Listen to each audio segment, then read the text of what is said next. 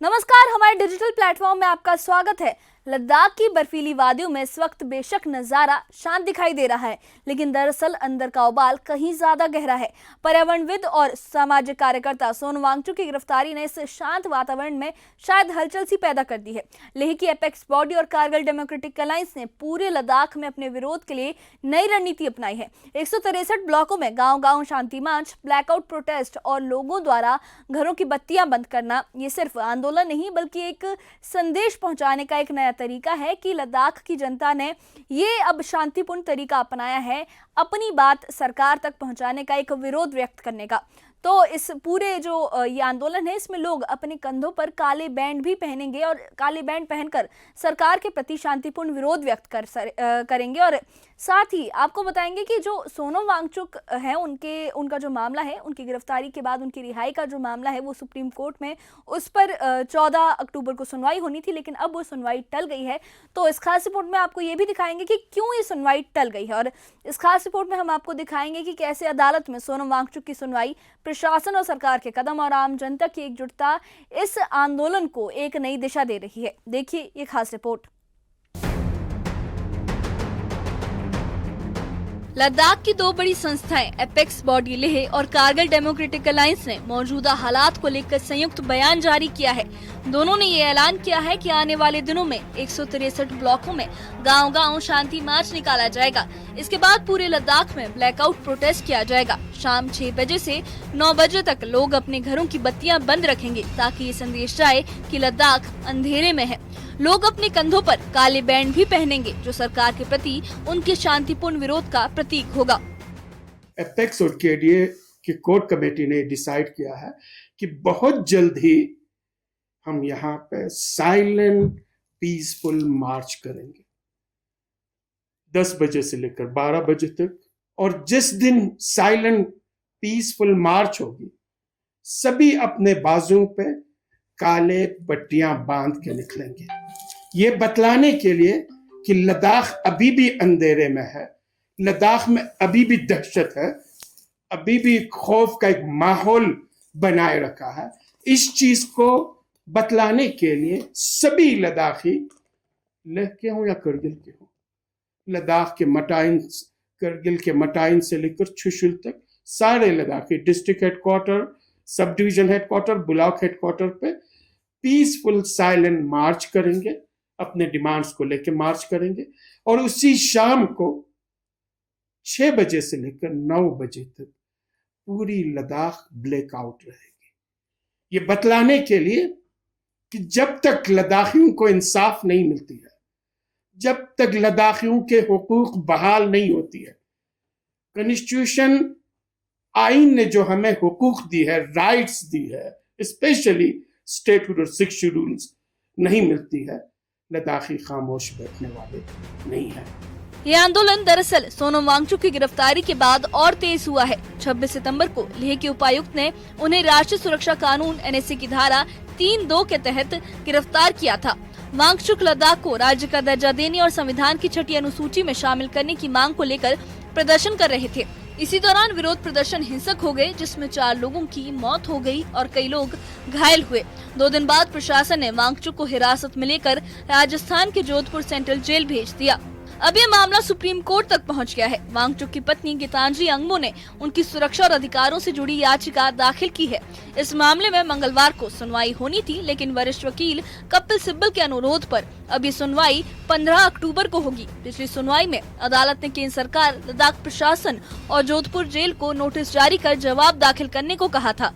ये मामला सोनम वांगचुक की पत्नी गीतांजलि द्वारा दायर हेबेयस कॉर्पस याचिका से जुड़ा है, जिसमें उनकी रिहाई की मांग की गई है।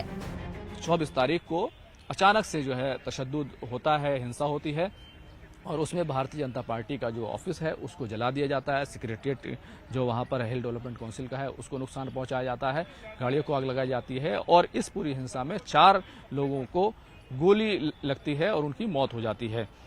उसके बाद 26 तारीख को सोनम वांगचुक को NSA के तहत गिरफ्तार किया जाता है। 19 दिनों से वो जेल में है। गीतांजलि का कहना यह है कि ये जो पूरा इशू है ये दरअसल सोनम वांगचुक का जो पीसफुल अनशन है, पीसफुल प्रोटेस्ट है, उसको दबाने, उनकी आवाज़ दबाने की कोशिश है और सरकार नहीं चाहती कि उन्हें स्टेट का दर्जा यानी लद्दाख को स्टेट का दर्जा और 6 शेड्यूल दिया जाए। ये तमाम जो है आरोप लगाए गए हैं। एपेक्स बॉडी लेह और केडीए ने भी ये साफ कहा है कि उनका आंदोलन पूरी तरह से शांतिपूर्ण रहेगा। उनका कहना है कि हम संविधान के अंदर रहकर अपने अधिकारों की लड़ाई लड़ रहे हैं। अगर सरकार ने हमारी बात नहीं सुनी तो पूरा लद्दाख सिविल तरीके से एकजुट होकर विरोध करेगा। इन संगठनों का मानना है कि लद्दाख की जनता सिर्फ अपनी पहचान, अपने संसाधनों और अपने राजनीतिक अधिकारों के लिए आवाज उठा रही है। इस आंदोलन में अब आम नागरिकों से लेकर मठों के प्रतिनिधि तक शामिल हो रहे हैं। हम जो कुछ भी कर रहे हैं पीसफुल कर रहे हैं, शांति के साथ हम कर रहे हैं। इसका मतलब ये नहीं है कि इनके गोली से, इनकी मौत की धमकी से, काल कोठरियों की धमकी से लद्दाखी झुकने वाले हैं, लद्दाखी खामोश बैठने वाले हैं। ये कभी नहीं हो सकता और कभी भी लद्दाखी खामोश नहीं बैठेंगे, कभी भी लद्दाखी सहम नहीं जाएंगे, कभी भी डरेंगे नहीं, कभी भी खौफजदा नहीं होंगे। और यूटी एडमिनिस्ट्रेशन और एमएचए ये एज्यूम करके न चले कि फिलहाल जो साइलेंट है ये आपको एक बड़ी तूफान का पेशखेमा है। लद्दाख की बर्फीली वादियों में ये आंदोलन अब शांतिपूर्ण प्रतिरोध का प्रतीक बन चुका है। एक ओर अदालत में न्याय की उम्मीदें हैं तो दूसरी ओर जनता अपने मौन विरोध से सरकार तक संदेश पहुंचा रही है। ब्लैकआउट और ब्लैक बैंड अब सिर्फ प्रतीक नहीं बल्कि एक घोषणा बन चुके हैं। Bureau report, news 18।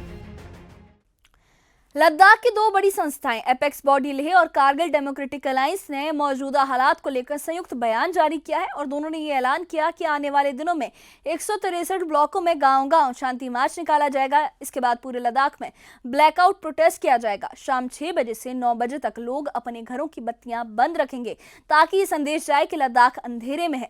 लोग अपने कंधों पर काले बैंड भी पहनेंगे जो सरकार के प्रति उनके शांतिपूर्ण विरोध का प्रतीक होगा।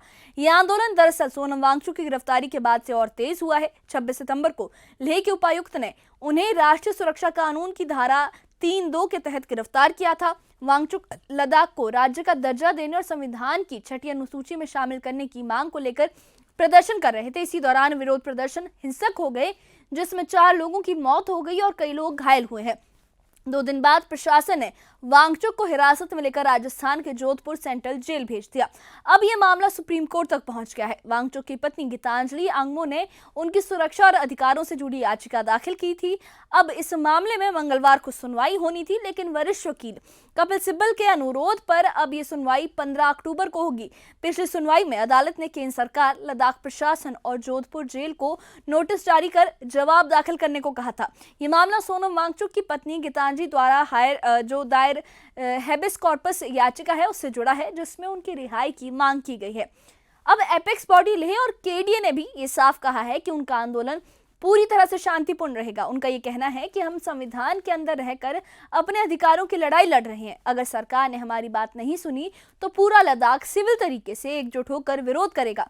इन संगठनों का यह मानना है कि लद्दाख की जनता सिर्फ अपनी पहचान, अपने संसाधनों और अपने राजनीतिक अधिकारों के लिए आवाज उठा रही है। इस आंदोलन में अब आम नागरिकों से लेकर मठों के प्रतिनिधि तक शामिल हो रहे हैं। तो लद्दाख की बर्फीली वादियों में ये आंदोलन अब शांतिपूर्ण प्रतिरोध का प्रतीक बन चुका है। एक ओर अदालत में न्याय की उम्मीदें हैं, दूसरी ओर जनता अपने मौन विरोध से सरकार तक संदेश पहुंचाने की कोशिश कर रही है। ब्लैकआउट और ब्लैक बैंड अब सिर्फ प्रतीक नहीं बल्कि एक घोषणा माने जा रहे हैं। क्लोजिंग। तो लद्दाख की बर्फीली वादियों में यह आंदोलन अब सिर्फ विरोध नहीं माना जा रहा बल्कि शांतिपूर्ण प्रतिरोध का प्रतीक बन चुका है। सुप्रीम कोर्ट में सोनम वांगचुक की सुरक्षा और अधिकारों के लिए दाखिल याचिका, ब्लैकआउट और ब्लैक बैंड के माध्यम से आम जनता का संदेश और एपेक्स बॉडी और केडीए की शांति से भरी रणनीतियां, ये सभी संकेत दे रही हैं कि लद्दाख की जनता अब अपने जो ये उनका आंदोलन है इसको किस तरीके से सरकार के सामने लाने की कोशिश कर रही है, किस तरीके से एक साथ आ गई है। यह आंदोलन अब विरोध का नहीं बल्कि एक संदेश का रूप माना जा रहा है कि लद्दाख की आवाज़ को नज़रअंदाज नहीं किया जा सकता, ऐसा उन लोगों का कहना है। आने वाले दिनों में ये देखना होगा कि सरकार इस चेतावनी को कितनी गंभीरता से लेती है और जनता की उम्मीदों का कितना ख्याल रखती है और इस पर आगे क्या कदम उठाए जाते हैं। लेकिन इस बारे में आपकी क्या राय है, हमें कमेंट बॉक्स में अपनी राय ज़रूर बताइए और इससे जुड़े अपडेट्स के लिए और ऐसी ही खबरों के लिए हमारे चैनल के साथ बने रहिए। हमारे चैनल को सब्सक्राइब करिए। शुक्रिया।